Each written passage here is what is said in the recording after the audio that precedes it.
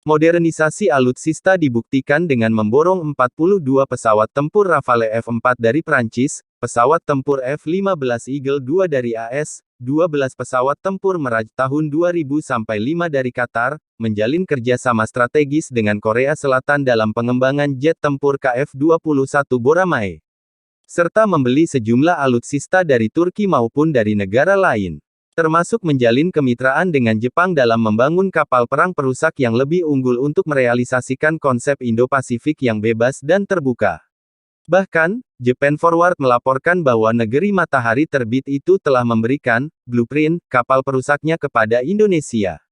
Mirage bekas pengganti sementara Rafale berbagai upaya dalam meningkatkan kemitraan strategis melalui pembelian sejumlah alutsista ini setidaknya mampu menimbulkan efek getar bagi agresivitas China yang berpotensi menyeret Indonesia ke dalam konflik Laut China Selatan, termasuk bagi negara lain yang berpotensi menyisakan persoalan bilateral dan geopolitik.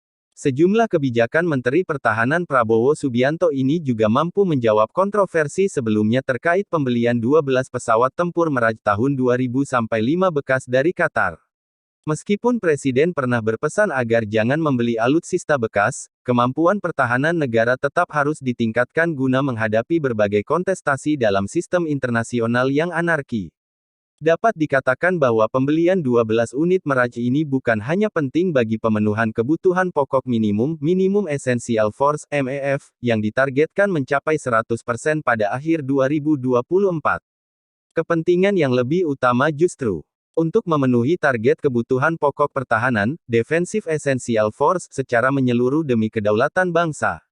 Untuk itu, upaya Kementerian Pertahanan RI dalam memenuhi kebutuhan operasional matra udara ini sangat berguna sebagai pengganti sementara pesawat tempur Rafale yang kedatangannya masih sekitar 5 tahun ke depan.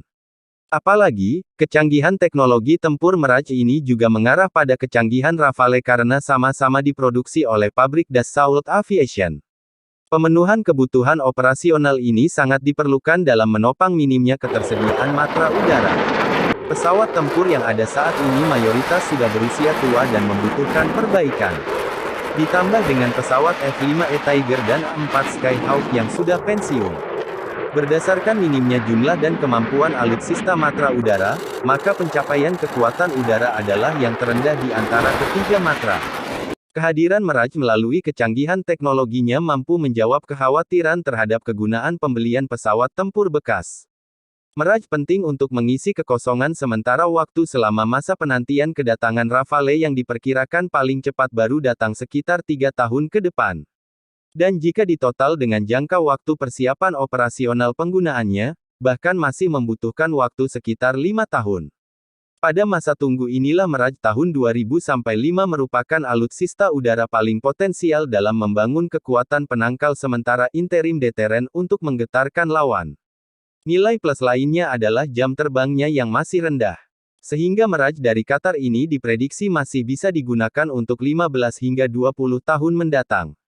Pentingnya transfer teknologi. Terdapat dua hal penting terkait pembelian Rafale dan F-15. Pertama, pembayarannya terhadap tagihan sekitar 300 triliun rupiah diharapkan berjalan lancar dan tidak menimbulkan persoalan baru bagi perekonomian domestik. Kedua, kontrak perjanjian transfer teknologinya harus diimplementasikan dengan benar agar menguntungkan Indonesia.